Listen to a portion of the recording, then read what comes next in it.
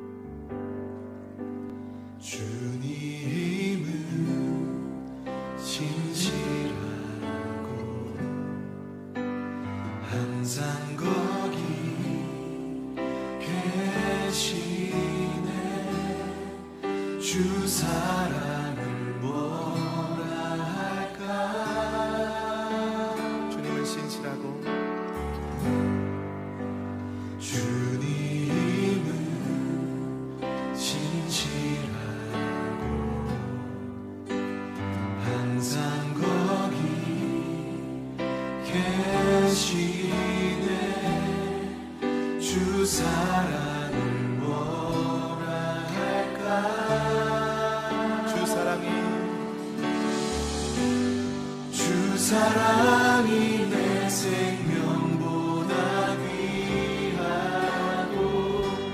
주 사랑이 파도보다 더 강해요.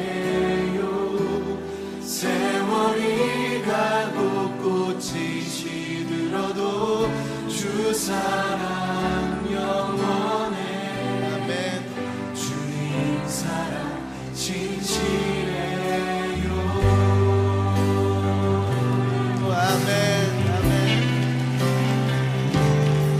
주님은 신실하고 주님은 신실하고 항상 거기 계시네. 주 사랑을 뭐라 할까.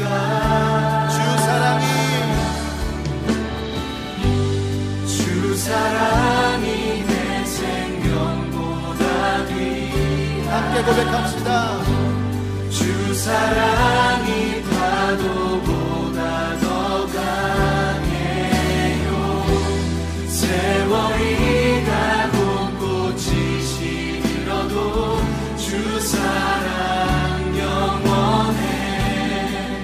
주님 사랑 진실해. 주 사랑이 내 생명보다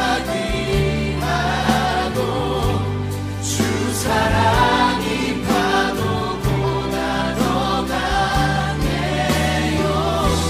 세월이 가고 꽃이 시들어도 주 사랑 영원해. 주님 사랑 진실해. 주 사랑이 내 생명보다 귀하고 주 사랑이 파도보다 더 강해요. 세월이 가고 꽃이 시들어도 주 사랑 영원해. 주님 사랑 진실해요. 주님 사랑 진실해요. 주님 사랑 진실해. 할렐루야. 주님 사랑 진실해요. 주님 사랑 진실해요. 주님 사랑 진실해요.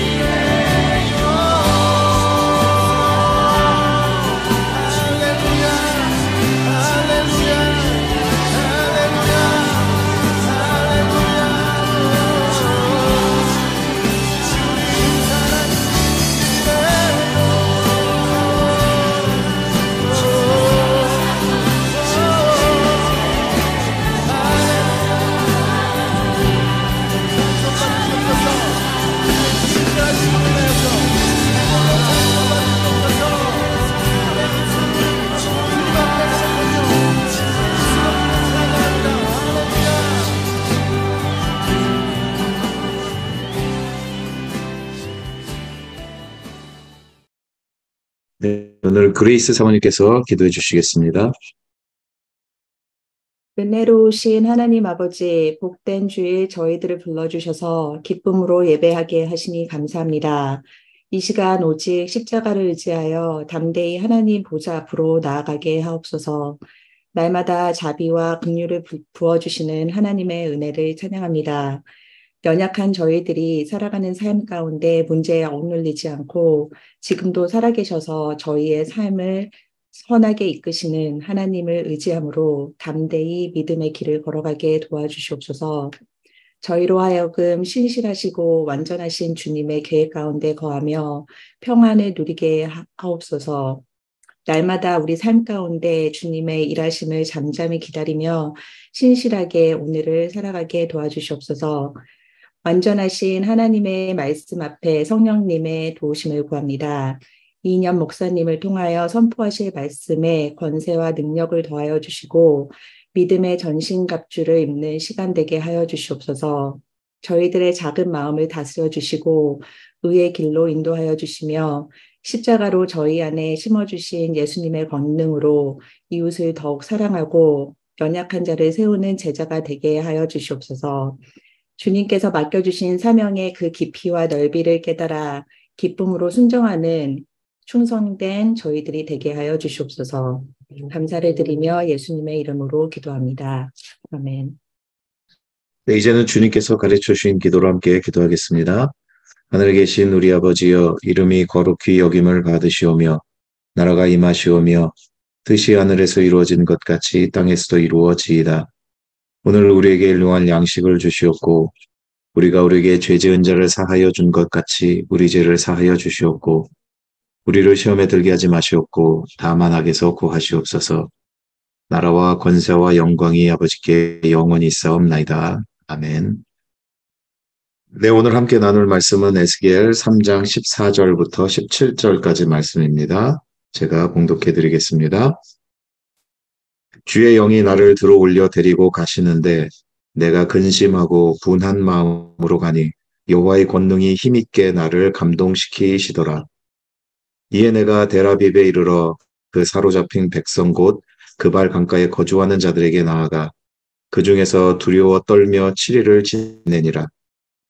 7일 후에 여호와의 말씀이 내게 임하여 이르시되 인자야, 내가 너를 이스라엘 족속의 파수꾼으로 세웠으니 너는 내 입의 말을 듣고 나를 대신하여 그들을 깨우치라. 아멘. 네, 오늘은 이인영 목사님께서 에스겔의 분노라는 제목으로 말씀 전해주시겠습니다. 일부러 아무것도 안 하려고 안 하는 게 아니라 뭘 하려고 해도 아무것도 할 수 없는 상황은 우리 삶 속에서 얼마든지 생길 수 있습니다. 가령 배가 고파서 식당에 갔는데 손님이 많아서 주문한 음식이 빨리 안 나오는 경우, 마음은 급한데 비행기가 기상 때문에 연착되는 경우, 월드컵 경기를 보며 4강이 되기를 간절히 소망하지만 상대팀이 너무 강한 경우, 이게 내 능력으로는 아무것도 할 수 없는 상황, 이런 일들은 우리 삶 속에 수도 없이 일어난다는 말씀이죠. 이럴 때 사람들은 참 무기력감을 느낍니다. 그리고 그 느낌은 분노로 이어지죠.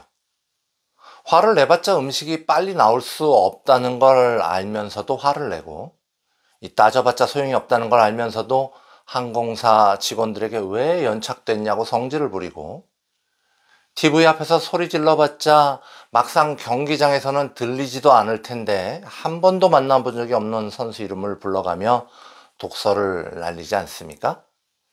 이처럼 무기력감이 분노를 일으키는 상황, 아무것도 할 수 없어 보이기에 더 화가 나고 더 속상한 상황, 그 상황 속에 에스겔이 서 있습니다. 이미 바벨론의 포로가 되어버린 에스겔, 이미 망하기 시작한 유다, 뭘 어떻게 손 써보기엔 너무 늦은 것 같은 상황, 내 한 몸 건사하기도 힘들어 보이는 상황 속에서 에스겔은 얼마나 무기력하고 힘든 마음이었을까요? 그 무기력감은 또 에스겔을 얼마나 분노하게 만들었을까요? 에스겔은 바벨론 왕국이 유다를 쳐서 이제 유다 역사의 마지막에서 두 번째 왕인 여호야긴 왕과 함께 많은 사람들을 잡아갈 때, 그러니까 첫 번째 바벨론 포로로 유다 사람들이 잡혀갈 때, 그때 함께 잡혀간 인물입니다. 이처럼 포로로 바벨론에 잡혀간 에스겔이 도대체 뭘 할 수 있었을까요? 같은 포로라도 다니엘과는 전혀 상황이 달랐을 에스겔. 다니엘은 포로였어도 왕궁에서 지내지 않았겠습니까? 왕이 또 다니엘의 요구대로 사드락과 메삭과 아벳느고를 세워 바벨론 지방의 일을 다스리게 하였고, 다니엘은 왕궁에 있었더라. 똑같이 하나님의 선지자였지만, 그러나 에스겔의 처지는 다니엘과는 너무 많이 차이가 났죠. 똑같은 하나님의 선지자라고 해도 그들의 사역의 모습은 서로 참 많이 달랐습니다. 제사장 가문에서 태어났음에도 불구하고 제대로 제사장으로 대우받는 건 꿈도 꾸지 못했을 에스겔. 하나님의 나라를 위해, 동족들을 위해 아무것도 할 수 없을 것 같은 그 상황 속에서, 그러나 하나님은 에스겔을 부르십니다. 에스겔 1장 1절로 3절의 말씀입니다. 30째 해 넷째 달 초닷새에 내가 그발강가 사로잡힌 자 중에 있을 때 하늘이 열리며 하나님의 모습이 내게 보이니, 여호야긴 왕이 사로잡힌 지 5년 그달 초닷새라. 갈대아 땅 그발강가에서 여호와의 말씀이 부시의 아들 제사장 나 에스겔에게 특별히 임하고 여호와의 권능이 내 위에 있으니라. 포로로 잡혀온 마당에 온전한 제사장직을 감당할 수도 없고, 보통 30살에 시작한다는 제사장직을 위한 아무런 이벤트도 기대할 수 없는 상황. 어쩌면 남들은 에스겔이 제사장이든 말든 상관도 없는 그 상황 속에서 에스겔은 제사장, 나 에스겔이라고 말하고 있습니다. 제대로 제사장의 의복을 갖춰 입을 수도, 제대로 여호와의 전에서 제사를 지낼 수도 없는 정말 말도 안 되는 한심한 상황 속에서도 에스겔은 자신의 정체성을 명확하게 인식하고 있었습니다. 제사장, 나 에스겔. 여러분은 제사장 이러면 오늘날 누구와 같다고 생각하십니까? 이 분명히 아니라고 들은 것 같기는 한데도, 예수님이 오신 후에 모든 것이 바뀌었다고 하는데도, 그런데도 불구하고 목사님들이 제사장 같아 보이지 않나요? 목사가 제사장입니까? 그렇죠. 맞습니다. 목사는 제사장 맞습니다. 하지만 목사만 제사장이다라는 말은 틀린 말입니다. 목사만 제사장이다라는 말이 틀린 말이라고요. 베드로전서의 말씀을 좀 함께 읽어보기를 원합니다. 베드로전서 2장 5절의 말씀입니다. 너희도 산돌과 같이 신령한 집으로 세워지고 예수 그리스도로 말미암아 하나님이 기쁘게 받으실 신령한 제사를 드릴 거룩한 제사장이 될지니라. 베드로전서 2장 9절의 말씀이죠. 그러나 너희는 택하신 족속이요 왕 같은 제사장들이요 거룩한 나라요 그의 소유가 된 백성이니, 이는 너희를 어두운 데서 불러내어 그 기이한 빛에 들어가게 하신 이의 아름다운 덕을 선포하게 하려 하심이라. 여기서 너희는 선택된 성도들, 그러니까 예수를 믿는 믿음을 얻은 성도들을 의미하지 않습니까? 그래서 목사뿐만 아니라, 목사만 제사장인 게 아니라 예수를 믿는 모든 성도님들은 예수님의 아름다운 구원의 사랑을 선포하는 제사장이 되는 것입니다.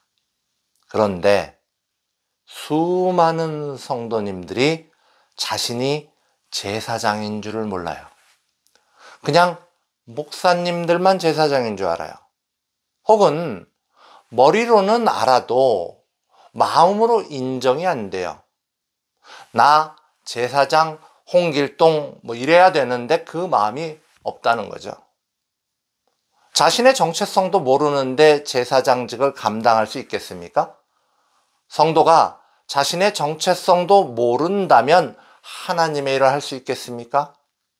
하나님의 말씀을 선포하는 일이 목사만의 일이 아니라 나 제사장 누구누구의 일이기도 하다는 자각이 성도에게 있다면 온 세상에 하나님의 말씀이 더욱 강력하게 선포될 수 있지 않겠습니까? 이제 온전한 제사장으로서의 정체성을 가진 에스겔은 놀라운 광경을 보게 됩니다.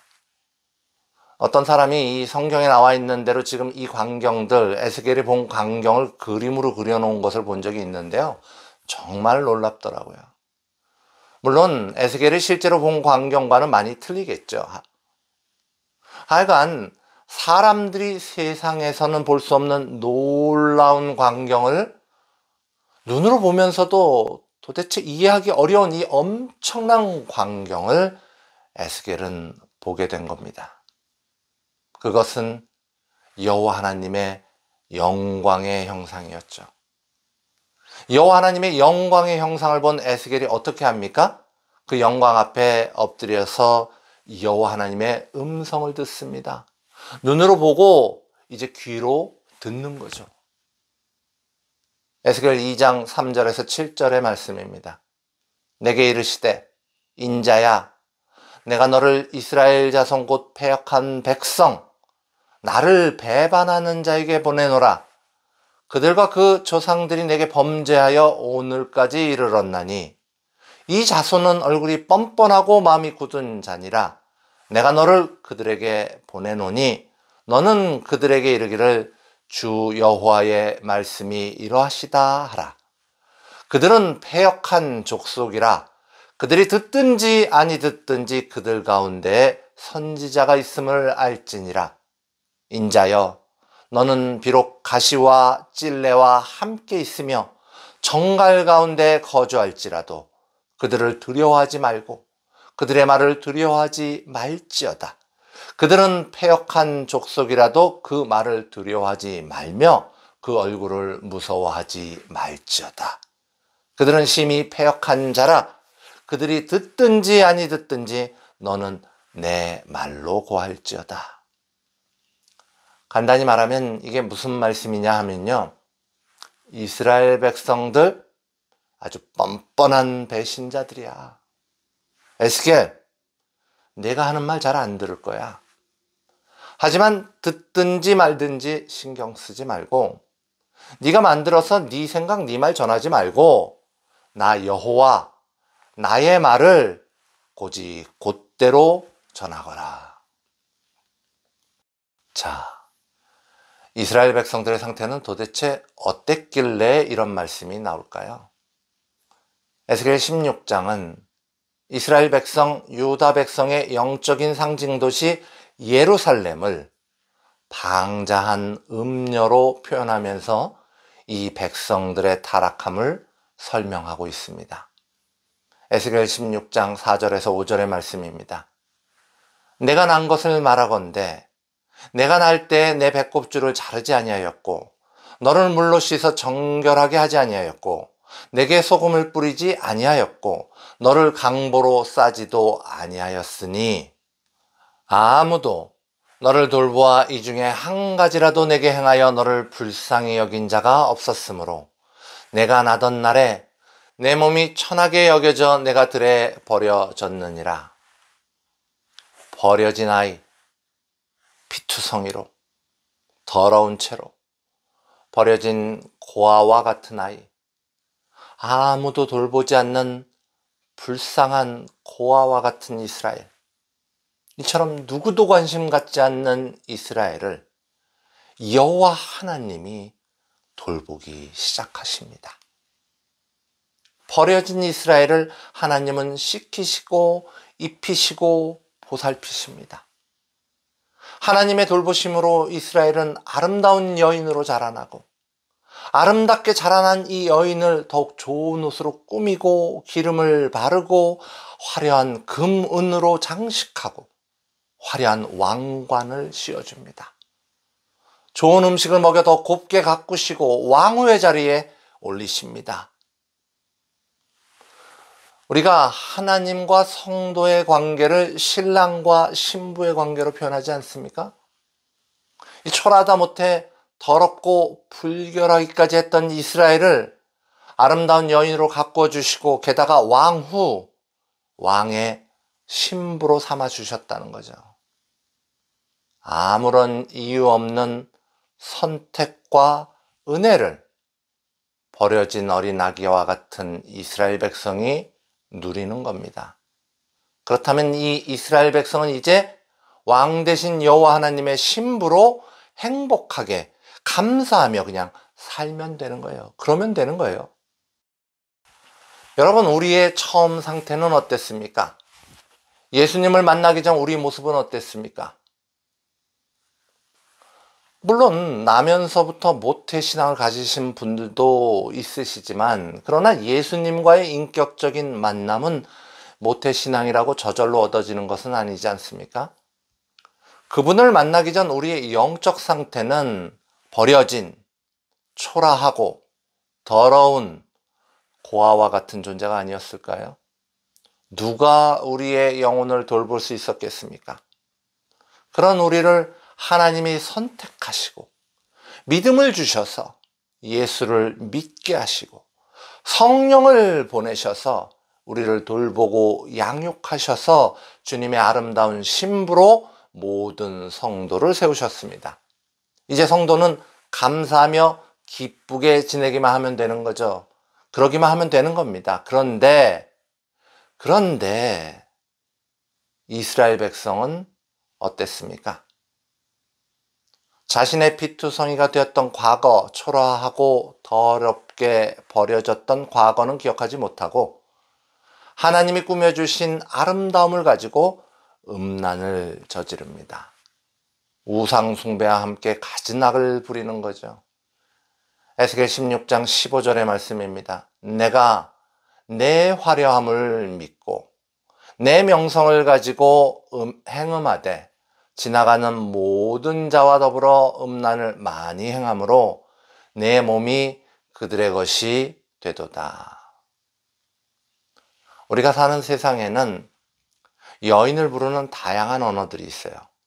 우리가 사는 세상에는 여자가 할 수 있는 다양한 직업들이 있습니다. 그런데 그 중에서 가장 더럽고 가장 추하고 가장 미천한 호칭이 하나 있죠. 매춘부, 창녀, 창기. 아무리 화가 나서 욕을 한다 하더라도 함부로 쓸 수조차 없는 단어. 모든 여자 중에 가장 밑바닥인 여자, 매춘부, 창녀, 창기 아닙니까? 그런데 여호와 하나님께서 이스라엘을 가리켜 이렇게 이야기하십니다. 에스겔 16장 31절에서 33절의 말씀이죠. 값을 싫어하니 창기 같지도 아니하도다. 그 남편 대신에 다른 남자들과 내통하여 간음하는 아내로다. 사람들은 모든 창기에게 선물을 주거늘 오직 너는 내 모든 정든 자에게 선물을 주며 값을 주어서 사방에서 와서 너와 행음하게 하니. 아니, 보통 창기들은 돈을 받든지 선물을 받든지 대가를 받고 음행을 저지르는데 음란하기 짝이 없는 이 이스라엘 백성 거꾸로 돈을 내고 선물을 남자들에게 줘가며 행음하고 있으니 그 음란하기가, 그 미천하기가, 그 악하기가 창기보다도 아래에 있다는 말씀인 것입니다. 물론 이 말씀은 이스라엘의 우상 숭배와 악행에 대한 말씀을 비유로 하신 말씀인 거죠. 형편없는 아기를 데려다가 가장 귀하게 보살피며 아내로 세웠으나 창기의 수준보다 더 낮은, 맨 밑바닥보다 더 낮은 음행을 저지른 이스라엘, 그들의 타락한 영적 상태, 망하는 것이 너무나 지당한 그들에게 하나님은 타락한 이들이 듣든지 말든지 선포하라고 지금 에스겔을 부르시는 것입니다. 하나님의 부르심을 받은 에스겔은 포로된 자로서의 무기력감에서 나오는 분노가 아닌 패역한 이스라엘로 인한 하나님의 분노, 그 분노를 똑같이 느끼며 여호와의 권능에 이끌려 나갑니다. 여호와 하나님과 공감하는 마음으로 따라 나서는 에스겔에게 하나님은 이렇게 말씀하십니다. 에스겔 3장 17절의 말씀이에요. 인자야, 내가 너를 이스라엘 족속의 파수꾼으로 세웠으니 너는 내 입의 말을 듣고 나를 대신하여 그들을 깨우치라. 다 끝난 것 같은데, 이제 이미 끝난 것 같은데 이스라엘을 깨우치라고 말씀하고 있습니다. 그러면서 말씀을 이어가시는데 그 말씀을 요약하면은 이렇습니다. 여기 악인이 있는데 악인에게 하나님의 말씀으로 경고하지 않아서 그 악인이 자신의 죄로 죽으면 그건 네 잘못이다. 악인은 어차피 죽겠지만 말하지 않은 너에게도 책임을 물을 것이다. 그러나 내가 하나님의 말씀으로 경고했는데도 그 악인이 자기 죄로 죽으면 너는 내 생명을 보전할 것이다. 또한 여기 의인이 있는데 그 의인이 착하게 살다가 악을 저지르면 그동안 착하게 산 것과 아무 상관없이 그 죄 때문에 죽을 텐데 내가 그걸 하나님의 말씀으로 말리지 않으면 너도 죽을 거다. 하지만 의인이 착하게 살다가 죄를 저지르고 할 때 내가 그걸 하나님의 말씀으로 말리면 의인과 같이 너도 살 거다. 파수꾼은 경고를 해야 하는 거잖아요. 악인이든 의인이든 하나님의 말씀을 들을 수도 있고 무시할 수도 있지만 어찌됐건 파수꾼인 에스겔은 경고의 말씀을 전해야 한다는 거죠. 사람들에게 알려야 할 책임이 있다는 거죠. 조금 전에 제가 성도는 뭐라고 말씀드렸습니까? 제사장이라고 그랬죠. 제사장이라면 세상을 향해서 그건 틀렸다고, 하나님의 뜻은 그게 아니라고 선포해야 한다는 거죠. 그 책임이 있다는 거예요. 자, 이제 에스겔은 얼마나 비장하겠습니까? 그래, 내가 이제 이 패역한 백성에게 하나님의 말씀을 전하리라. 그런데 하나님이 에스겔에게 어떻게 하신 줄 아십니까? 에스겔 3장 26절의 말씀이에요. 내가 내 혀를 내 입천장에 붙게 하여 내가 말 못하는 자가 되어 그들을 꾸짖는 자가 되지 못하게 하리니 그들은 패역한 족속임이라. 파수꾼이 되라. 내 말을 전해라. 안 그러면 너도 무사하지 못하리라. 그런데 그러시고는 바로 말을 못하게 만드셨어요. 왜 그러셨을까요? 여러 성경학자들은 이스라엘 백성이 너무나 패역한 백성이어서 말을 해도 이제 소용이 없다는 의미로 이 구절을 해석합니다. 뭐 그런 해석이 맞을 수도 있겠죠. 패역한 이스라엘이 기회를 잃었다는 메시지를 이 구절이 전하는 걸 수도 있지 않겠습니까? 그러나 에스겔서 4장과 5장에 나오는 성경 내용, 하나님의 말씀을 행동함으로 표현하는, 마치 퍼포먼스를 하듯이 하나님의 메시지를 온 몸을 써서 전하는 내용들은 에스겔을 벙어리로 만드신 이 구절의 해석을 조금 다르게 이해할 수 있게 만듭니다. 4장과 5장에서 하나님은 에스겔에게 토판을 만들어 예루살렘을, 그리고 공격받는 예루살렘을 표현하라고도 하시고, 왼쪽으로 누워서 390일, 오른쪽으로 누워 40일간 있으라고도 하시고, 인분에다가, 그게 정 안 되겠으면 솥동에다가 떡을 구워 먹으라고도 하시고, 머리털과 수염을 깎아 3분의 1은 불사르고 3분의 1은 칼로 치고 3분의 1은 바람에 흩으라고도 하시는 등 다양하게 행동으로 하나님의 말씀을 전하라고 하십니다. 하나님께서 에스겔의 혀를 입천장에 붙이신 이유는 이스라엘 백성의 패역함 때문입니다. 세상이 너무 악하면요, 하나님의 말씀이 선포되어도 듣지 않습니다. 오늘 이 세상이 하나님이 말씀이 선포되지 않아서 이토록 악하고 타락해져만 갑니까? 유튜브에서, 온라인상에서, 수없이 많은 교회에서는 여전히 하나님의 말씀이 열심히 선포되고 있습니다. 그런데 패역한 세상은 그 말씀을 듣지 않습니다. 그럼 어떻게 합니까? 난 할 만큼 했어.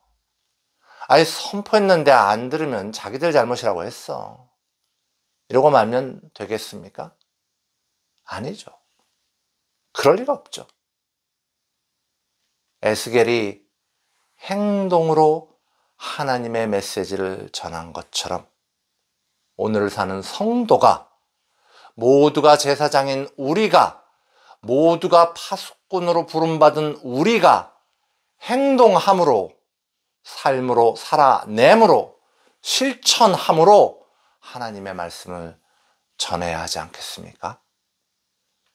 말로 하나님을 전하는 것보다 행동으로 하나님을 전하는 것이 더욱 어렵고 고단한 일이긴 하겠지만, 더 이상 참된 말씀에 귀 기울이지 않는 세상을 향하여 성도된 우리가, 제사장된 우리가, 파수꾼된 우리가 믿음으로, 행동함으로 하나님의 말씀대로 이 세상 속에서 살아감으로써 하나님을 전하며 나아갈 때 마른 뼈를 다시 살리시는 하나님의 역사에 동참하는 은혜를 함께 누리지 않겠습니까?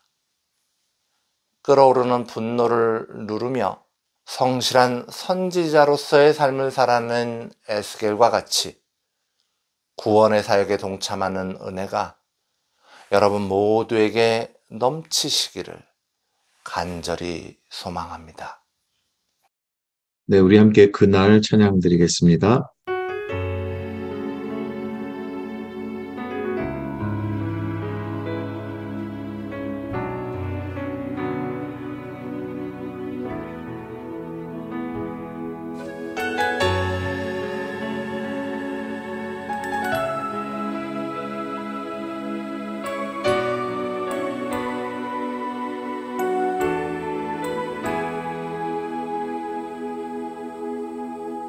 사망의 그늘에 앉아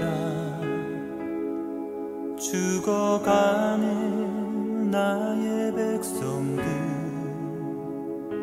절망과 굶주림에 갇힌 저들을 내 마음에 오랜 슬픔, 고통의 멍에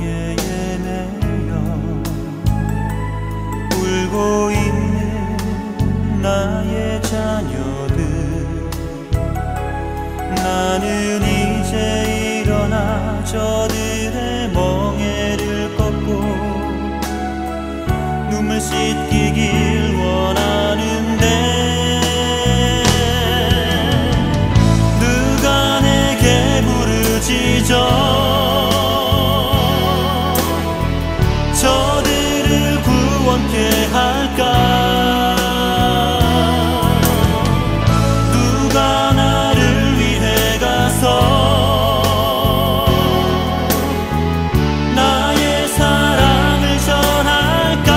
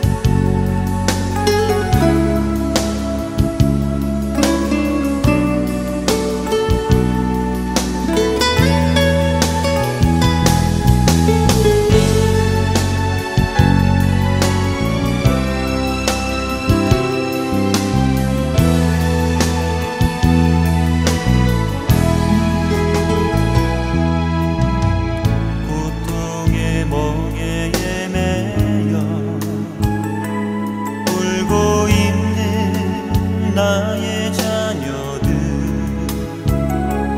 나는 이제 일어나 저들의 멍에를 꺾고 눈물 씻기길 원하는데 누가 내게 부르짖어 저들을 구원케 할까 누가 나를 위해 가서 나의 사랑을 전할까 나는 이제 보기 원하네 나의 자녀들 살아나는 그날 기쁜 찬송 소리 하늘에 웃음소리 온 땅 가득한 그날 나는 이제 보기 원하네 나의 자녀들 살아나는 그날 기쁜 찬송 소리 하늘에 웃음소리 온 땅 가득한 그날 웃음소리 온 땅 가득한 그날